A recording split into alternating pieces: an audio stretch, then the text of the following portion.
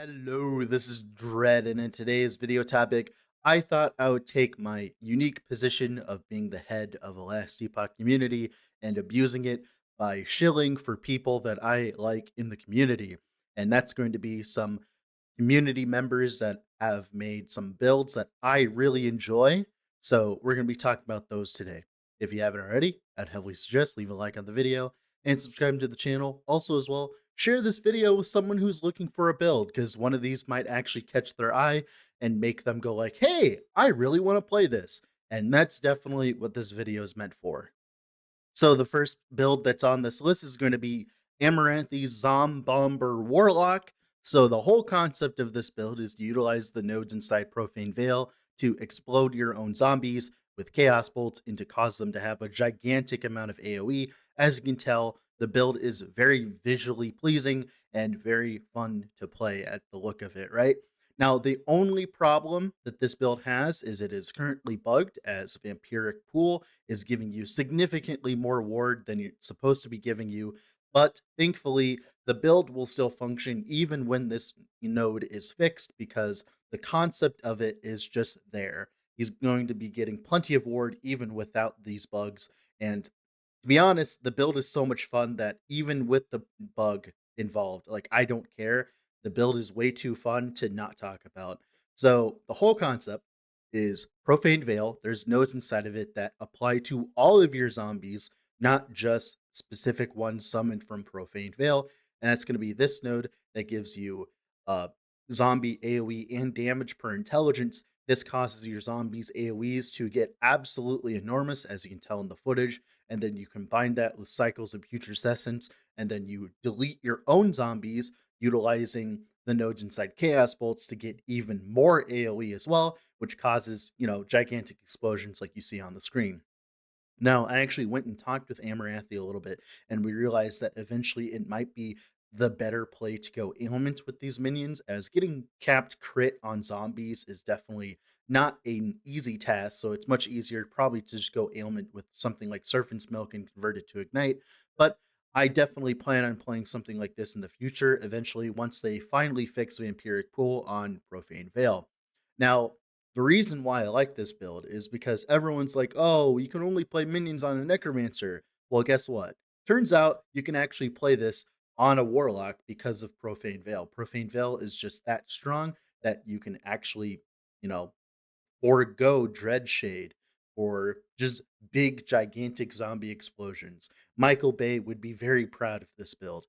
Definitely go check it out and have fun with this build. Now, the next build I want to be talking about is from my friend across the pond. That's going to be Milky. He took a build from Billy and pushed it to the absolute extreme. The whole idea of this build is to utilize the still unnerfed zombie experimental potion affix on belt, and you summon your zombies and then you sacrifice them with sacrifice, right? And it's all automated, it's all ready to go. All you need to do is simply chug some potions, and all of a sudden, you have a bunch of zombies on the screen, which then trigger sacrifice. They all die, causing more insects to be summoned, which then get sacrificed by sacrifice, which is a lot of damage, as you can tell in the clip. Now, this build, it does require you to eventually get a Jungle Queen Chaps with the experimental affix on it. So it has a very expensive buy-in, but once you have that buy-in, the build is absolutely ridiculous. Just chugging potions, summoning a bunch of zombies. The build has so much damage, in fact, that you can essentially play the entire build just by chugging potions. Like, that is not really a thing in Last Epoch, at least up until now. Builds that rely on potions necessarily never did enough damage to actually function. But here you go. Here's a build that actually functions because of that. This might have existed before this patch, but this is the first time I've seen it in action to the point where it actually looked playable. And that's, of course, thanks to the Jungle Queen chaps giving you such a high amount of max potions to make the build function. Because without the Jungle Queen chaps, you'd be stuck at like maybe like 4 potions, which would cause this build to not really feel good at all.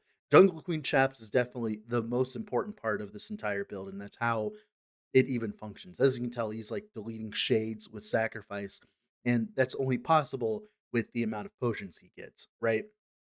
Now, of course, eventually, after the jungle tween traps, you're gonna want like a ladle, stuff like that. But like nowhere near as expensive as getting a jungle queen chaps, right? Now, I would say that this is a merchant's guild build. Now, he did play COF and get his jungle queen chaps after doing a bunch of prophecies and stuff like that.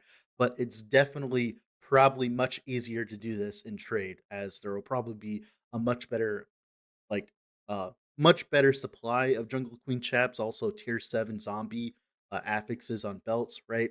So definitely more inclined for trade, but he did play it in COF, so if you are COF, there is a way of playing it, you just simply have to prophecy farm for it a bunch, right? Now, like I said, I enjoy the look of the build, I enjoy the idea of the build. This definitely feels like a fair build, like we always talk about, hey, Dread, what's your thoughts on overpowered builds? And I think overpowered builds are fine if they're locked behind gear. So, like for instance, a a jungle tween's chap with tier 7 summon zombie affix on it, right? That means you have to kill a bunch of exiled mages to get that tier 7. Then you have to land it on a jungle queen's chap, right? That is enough buy-in for me, anyways, to make this build function for like in my humble opinion. I think that's completely fine.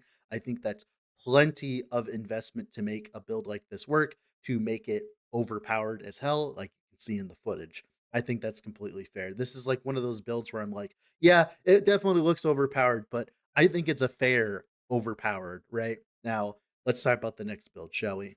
So, the last build on this list is going to be Pinching Loaf's Mad Alchemist Ladle runemaster. So the idea is to take the lightning blast build that I played recently, but invest into it further and push it towards spark charges utilizing fragment of the enigma. As you can tell with lightning blast, there is a chance to apply spark charge on hit, and that is all of his clear and his single target. And he's abusing the node inside lightning blast closed circuit to get himself crit capped, which is normally a hard thing to do when you're using a fragment of the enigma, because Fragment of the Enigma is a catalyst with no base crit, meaning the only other place you can get base crit from is from a prismatic gaze. But thankfully, Lightning Blast has us covered, which then, you apply spark charges. Those spark charges do a lot of damage, and that makes the build ultimately function. And this is essentially that build that I played, the Lightning Blast Rune Master, but invested into the extreme. I didn't want to actually play this version of the build for the video in that video because I wanted it to be a noob friendly build. But this is definitely the build that you'd eventually push that build into, in my humble opinion, as the clear on it is fantastic, the damage on it is fantastic. He pushed it all the way to 1k corruption very easily. Very easy build to follow, right? So I'd definitely suggest checking this guy out. He made a 1 hour build, 2 hour build guide actually with timestamps and everything. He put in an insane amount of effort into this video. Definitely not the amount of effort I could ever put into a build, but definitely check this guy out. He put in a lot of effort into this, and it's definitely a build that I 100% can recommend. All right, that's going to be it for this video. There are plenty of builds in the community recently that I've been enjoying, but I sadly can't really cover everything in one video. So I would suggest just checking them out and looking around and seeing what's available. There's plenty of builds on the market, even ones that aren't bugged. So I would heavily suggest checking out everyone in this video and giving them a follow and a subscribe. With all that being said, this has been Dread, off to go do something else. Bye.